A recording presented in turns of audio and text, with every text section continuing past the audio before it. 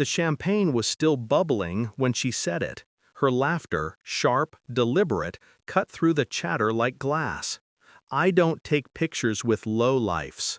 The word low clung to me, like something sticky and sour.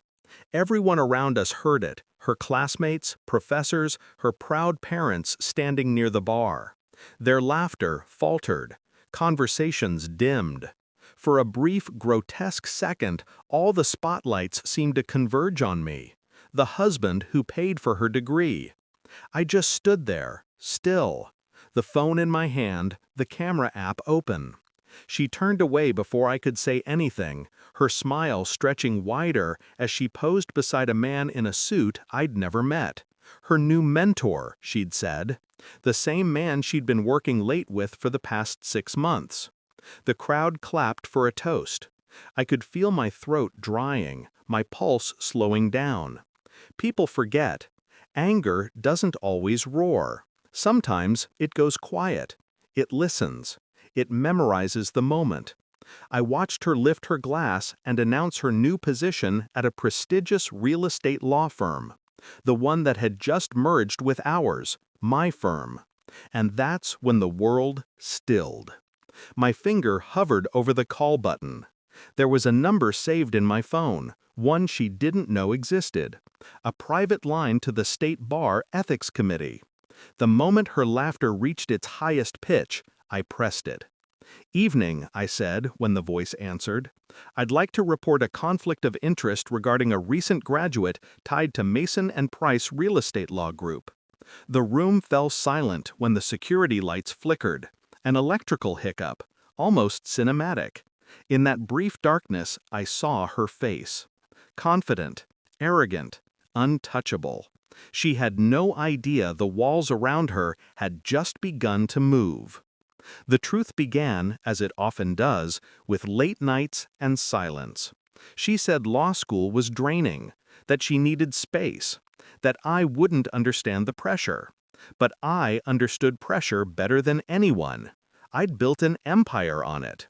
I ran Mason and Price Realty, a real estate investment group known for handling billion-dollar commercial deals.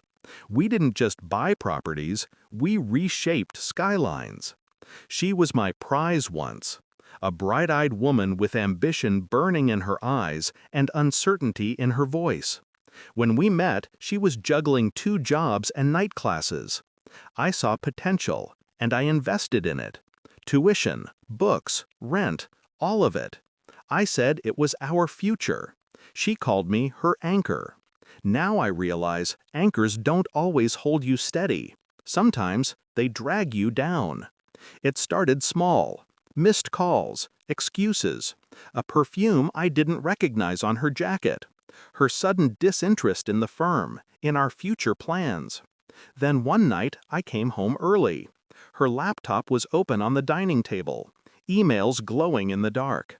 Subject, confidential real estate disclosure, Latham deal, from Elliot Price to Sarah Mason Price.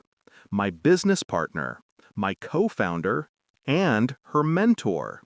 I remember staring at that name until the letters bled together. The email was clinical at first, contracts, legal drafts, but then, in the thread below, "Dinner tonight? I need you to relax more, counselor. You're brilliant when you're not pretending to be loyal." Pretending. I didn't touch the laptop, didn't confront her. I closed the lid slowly, like I was shutting a coffin, because confrontation was emotional, and emotion clouds precision. Over the next 3 weeks, I lived 2 lives. By day, I was her supportive husband, attending her mock trials, listening to her practice arguments, smiling when she spoke of Price's mentorship. By night, I became something else entirely, a strategist, a ghost. I began piecing together her timeline, credit card receipts, GPS logs from the car I'd bought her, her cloud backups. You'd be surprised how much people reveal to machines they think are private. Each file was a puzzle piece. Dinner reservations, hotel bookings, transactions in places she'd never mentioned. But what truly twisted the knife was the discovery that she had been feeding him information. Confidential property blueprints, bid valuations, client lists, everything that made our firm untouchable. Elliot Price hadn't just seduced my wife, he'd used her to infiltrate me. The betrayal was elegant, surgical, almost admirable in its execution. I didn't rage.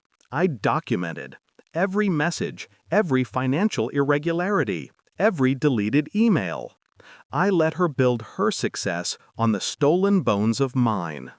When she walked across that graduation stage, she was smiling because she thought she'd won. She thought she was free. And that's what made her arrogance her undoing. That party wasn't just her celebration. It was my setup.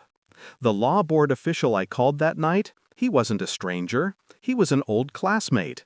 And the conflict of interest I reported was already fully documented in a neatly organized, time-stamped dossier sitting on his desk, one I'd prepared weeks before. All I needed was her to publicly admit her relationship with Price, and she had, through a smile, a toast, and a kiss on the cheek in front of everyone. The next morning, she woke up to silence. No music, no coffee, no me. Just an envelope on the kitchen table beside her law diploma. Inside, copies of her private emails to Price, a transcript of their text messages, a printed copy of the Bar Ethics Code, Section 1.5, Conflict of Interest in Client Representation, and a single handwritten note. You didn't just betray me. You compromised a $200 million merger under federal review. By noon, the Ethics Committee had already frozen her license review. By evening, Price's name was removed from the firm directory. I didn't see her until 3 days later.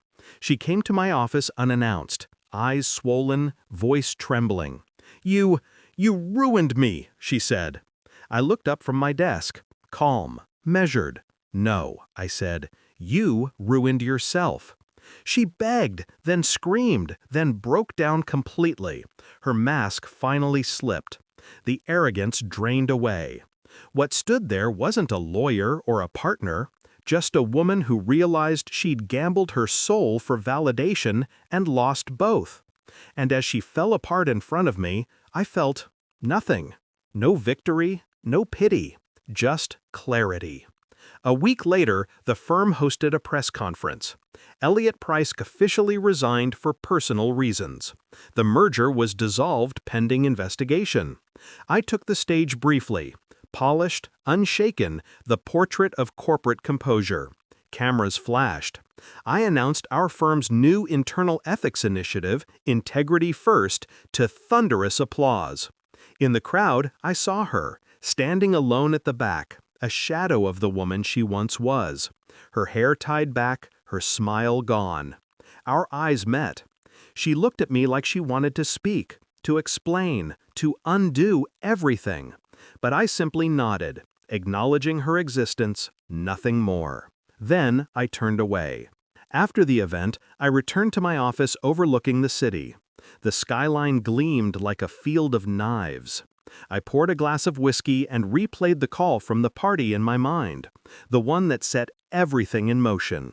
"Evening, sir. I'd like to report a conflict of interest." Such a simple phrase, but beneath it lay everything she underestimated about me. Revenge wasn't rage, it was restraint. She thought I'd break. She didn't realize I build for a living. And when something breaks in my world, I don't mourn it. I rebuild, stronger, cleaner, colder. It's been 4 months since that night. Her license was officially denied. Price took early retirement. His reputation dissolved in silence. The irony? My firm absorbed their clients.